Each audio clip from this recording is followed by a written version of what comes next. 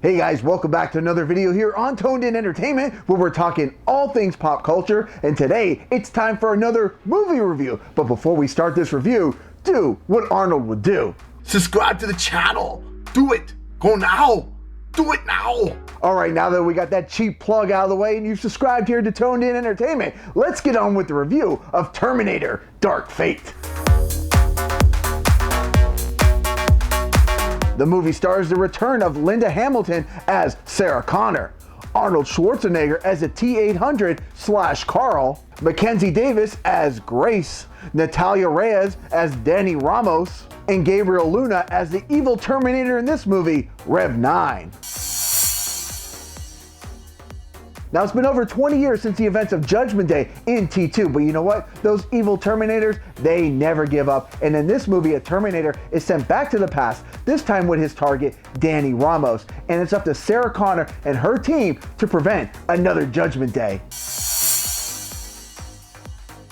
Now, to give you guys a little perspective of what I think about the Terminator series, I think Terminator 1 is a great movie. Terminator 2 takes it up a whole nother level. Still, one of my favorite movies of all time, and I thought T3 was a good follow-up to that movie. But after that, I think the franchise fell off, and I really wasn't interested in the series, and I did catch one or two other Terminator movies, but to tell you the truth, I can't even tell you which ones, they were that uninteresting. But having Linda Hamilton back and this being a follow-up to T2 really got me to the theater to see this one.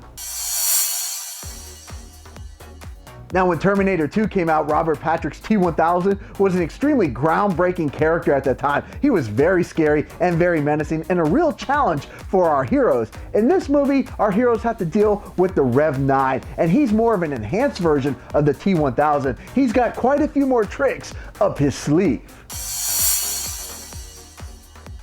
Even though I'm a huge Arnold Schwarzenegger fan, the character that really got my interest spiked in this movie and my butt in the seat for opening night was Linda Hamilton returning as Sarah Connor. I mean, come on, how awesome was she in T1 and T2? And rest assured, even though over 20 years have gone by since T2, there's plenty of ass kicking to be done by Sarah Connor.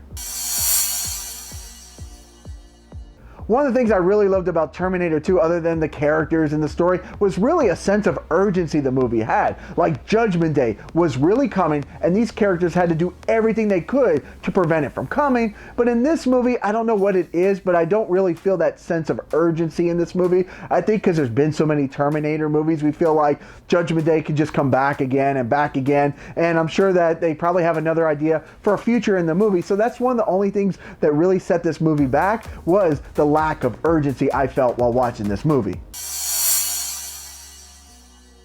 Now, I rate my box office movie releases in 3 categories. Number 1, go out and see it now. Number 2, wait for streaming. Number 3, completely skip it. While I want to give this a number 1 for everybody, I don't think I really can. I think if you're a hardcore fan, especially of Terminator 1 and Terminator 2, and you've been waiting for Sarah Connor's return, I think you're really going to enjoy this movie. But if you're just looking for a good action movie, you know what? I actually think you can wait for streaming, and I think you'll still enjoy it checking it out later, and I don't think you're going to miss anything by not seeing at the box office.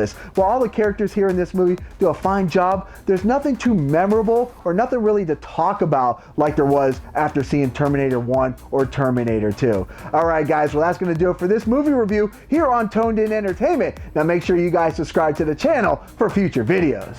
Subscribe to the channel. Do it. Go now. Do it now.